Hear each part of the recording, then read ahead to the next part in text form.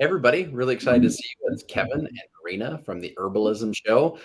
This week, we're going to cover something that is near and dear to Marina's heart, the successful herbal practice today. So stay tuned for some lessons and tips and significant kind of push throughs that Marina has experienced in her career. Join our PH Ally, join Marina's channel, and we'll see you right after this reel.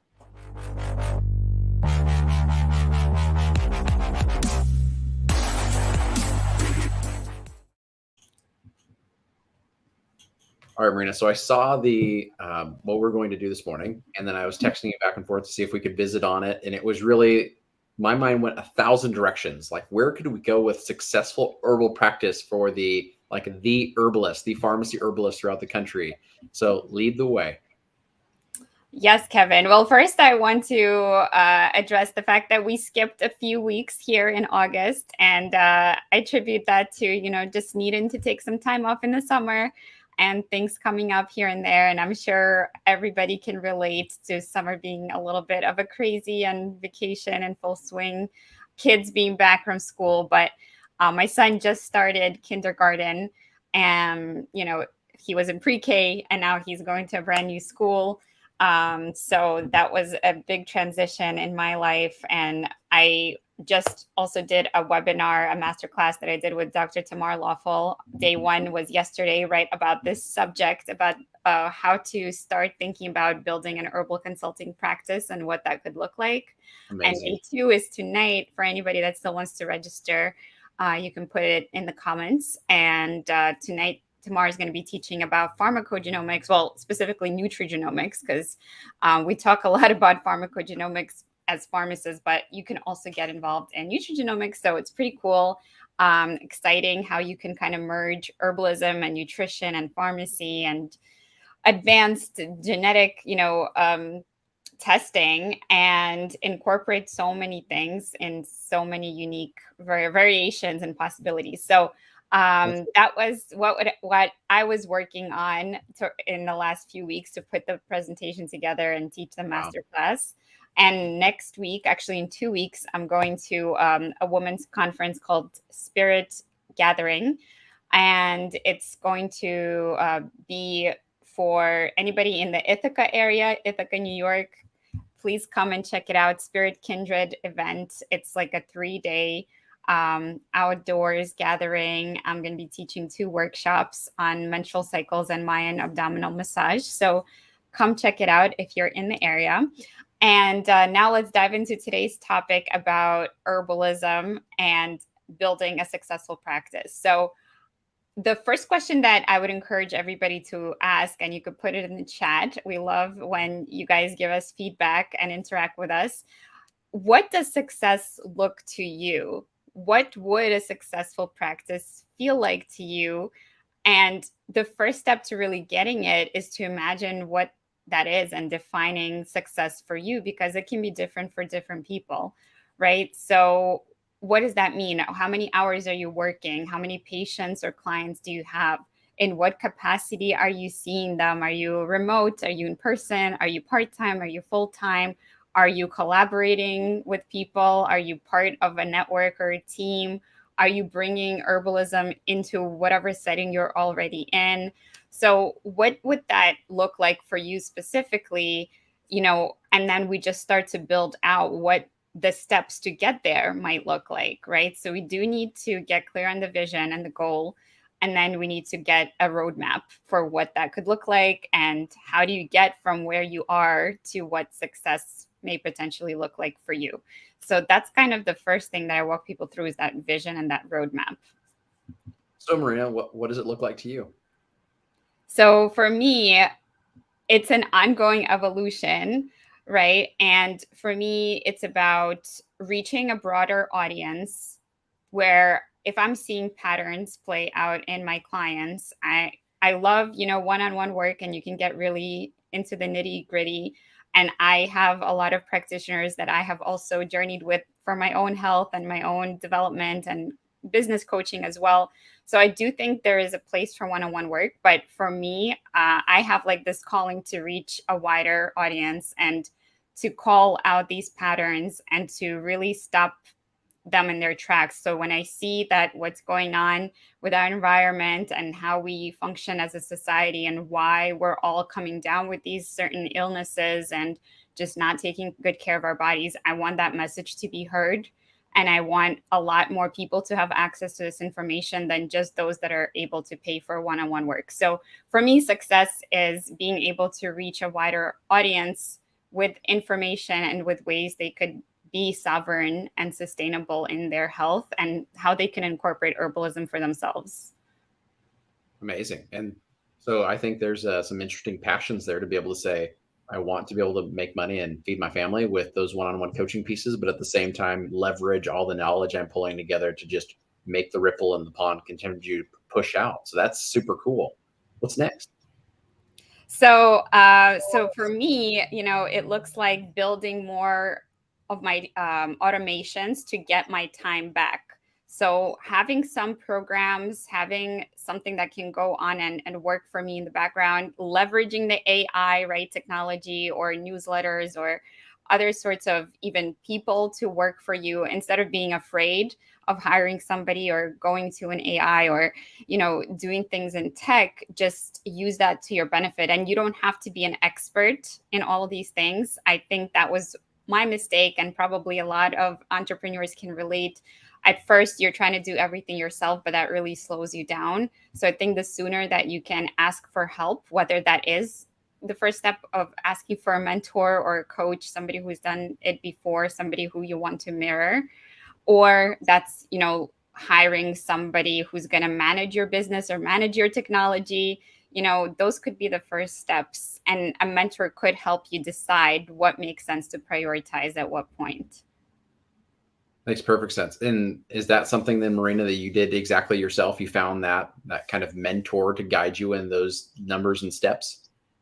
Yeah, exactly. So I think my journey really started right after pharmacy school. And the first mentor I asked was my professor for the elective of complementary and alternative medicine. And then I also had a couple of students that I looked up to that were a grade above me. So two of them really stood out, and I have been following their journeys, and they kind of do similar yet different things. But they were definitely into energetic and more holistic practices, which is why they stood out to me. And then I have followed how they have each built their businesses. I've worked with one of them whose name is Christina Fontana, and who we were talking about with the conference that she had.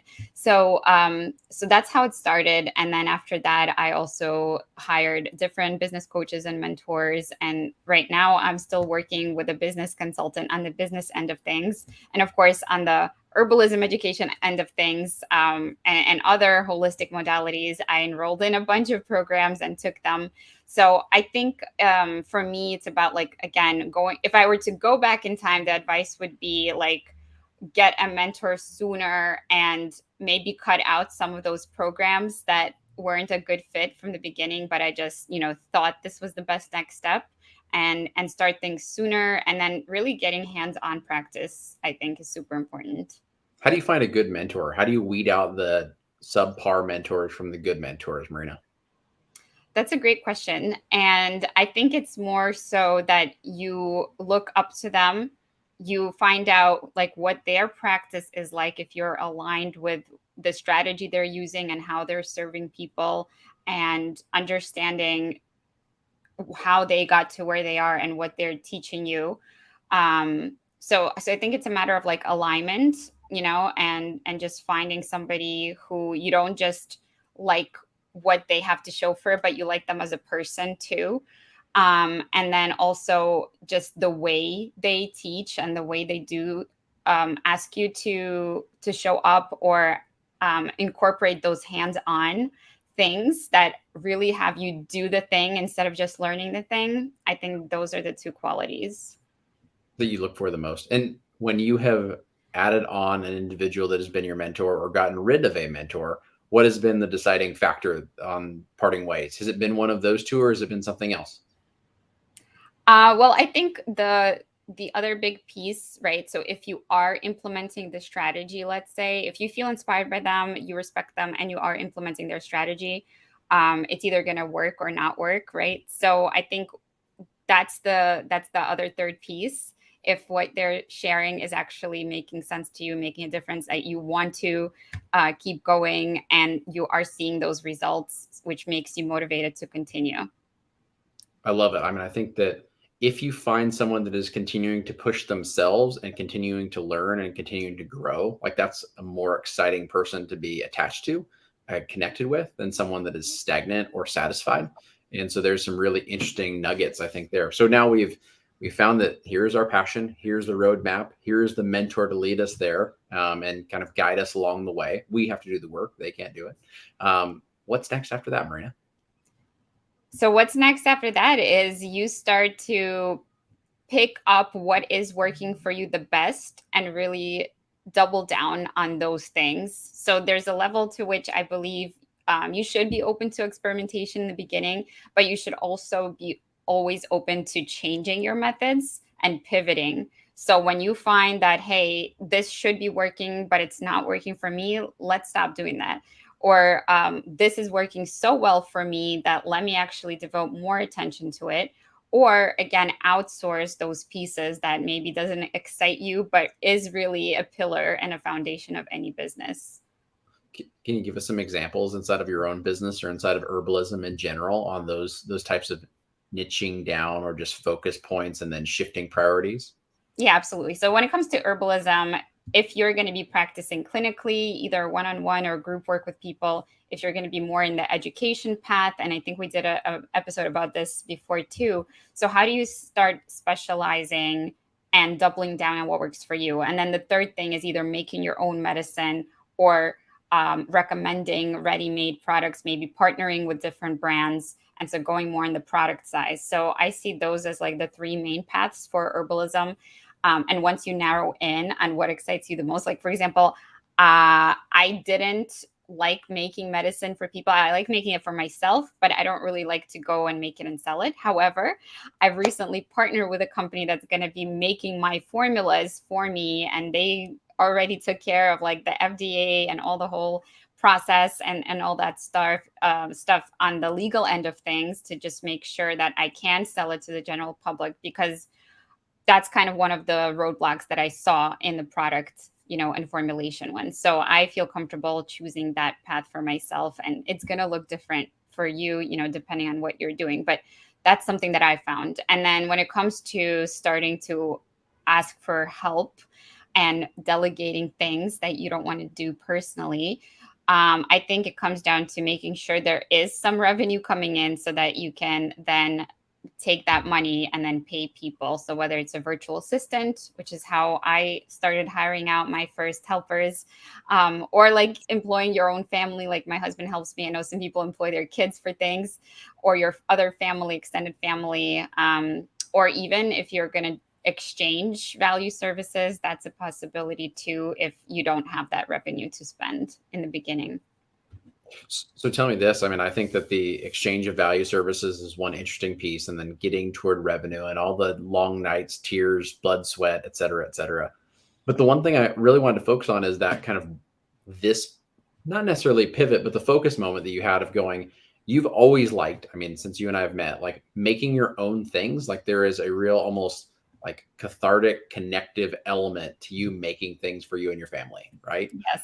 Even when you made things, you brought them to conferences, like you can just tell, like they're not just things, like they're made with love and real intention, behind them. And so I can understand why taking that and making it into a commercialized product, could be something that you internally would struggle with. What was the point that you were able to push through? Like you mentioned the one thing with the FDA kind of elements, but what internally, Marina, did you go through to go, I should do this?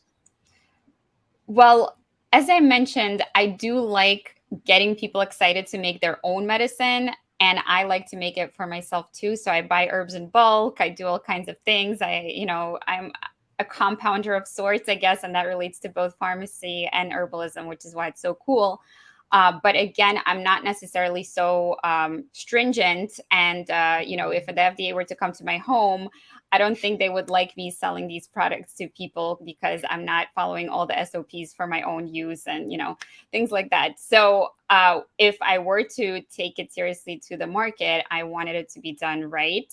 And also, I realized that it is something that I spend my time and energy on, and I'm happy to do that for my family, but it would ultimately not be for me for like a full-time job, and I could outsource that part of it. Like I don't need to be gathering the herbs and doing everything in preparation for the final product all by myself. Had I other opportunities, maybe I would feel differently, but as it stands right now, it's just not something that I want to do all by myself, so I'm happy to outsource that. Awesome. Yeah, I love that ability to scale. And then did that take you just added on a revenue stream potential? Is that why you added it on board? Or is it going to be giving you more time to do something else? Yes, so this is another revenue stream potential, and I've been looking for a company to either white label or private label. And I chose to white label because I'm sorry, private label, because I love formulating my own things and I don't see them out on the market. So I wanted this to be an opportunity to help people, and I know my formulas do help people when I've made them in the past. So I want this opportunity to take it to a wider audience and also That's make it affordable too. That was a big consideration. Like, how do we make this actually affordable and accessible for people too, so that they could still buy something like this and not have to go and take only something that's covered by insurance. yeah. Did you do a typical business like SWOT analysis, SWOT for the audience out there, strengths, weaknesses, opportunities, and threats? That's not something that is my strength to do that kind of analysis, but it was just an opportunity that presented itself and that I felt good about. So it was more like an internal compass decision. Internal compass. Okay, go with your gut. That is the best thing to do. Amazing. So tell me, now that we've gone through, decided on our passion, got the education necessary, have a little bit of revenue coming, found a good mentor, started to streamline toward the things that mattered most, and started to bring AI or people into the fray to expand kind of your business overall. What are we doing next to have a successful herbal practice, Marina, before we wrap up our show? Well, I think the sky is the limit, right? So you just keep going, and sometimes your vision changes too. So that first vision I talked about, that's just a starting point. And as you take those action steps, your bigger vision might start to shift. And I just want to say that's okay. Like, don't fear it. If it starts showing you other things, or, again, you find this thing is working, this thing's not working, just don't be afraid to have the whole vision change. And then each step that you take will inform the next step. So again, for me, 6 months ago, I didn't know I'd be launching this product, and now all my formulas that I had typed up and ready to go have somewhere to go. So, the seeds were planted, but sometimes it just takes time. So, time and patience and help, are all things that I think you need to have at the ready. I love that. So when it comes to like the last tidbits to pull away, the elements of like an herbal practice that I took away from this kind of talk, if Kevin tomorrow goes, I want to go into herbalism and I'm going to start a practice in, Eastern Washington, the market analysis of really seeing, does your community need it? Like, is this something that's necessary? Thankfully, you grew up in that kind of environment, had some inspirations to be able to lead your way in that space. But then when it comes to the opportunities in the consulting practice, as we kind of labeled the show here, it was some one-on-one coaching. When you talked about expanding some things out there, some education and or speaking opportunities inside of there. Now some commercializing of your own products is one, component.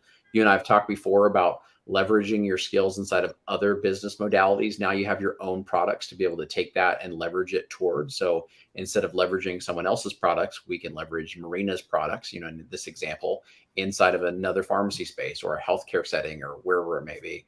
Any other little tidbits on other business practices or successful elements that you need to piece in before the bye-bye? Well, there's three main points that I want to leave you with, right? So it's number one, you do need a level of education. If you're not familiar with herbalism, you have to get familiar before you even think about monetizing it. The second step is putting it into action, putting it into practice. Like I said, the hands-on stuff, you can't skip it. So you need that to build your confidence and your competence and confidence, right? So you need to actually do the thing in your own life, start seeing people, get testimonials, get feedback. And then the third thing is like, now you can finally double down and monetize. Start with one thing, right? Just, I say, keep it simple. Start with one thing. Don't start to do all the things that I mentioned. Just do one at a time, and then keep on pivoting and evolving that. You know, the great thing, Marina, I know someone would be really good at guiding someone to do that. Her name is Marina Booksub, and she's right next to me here.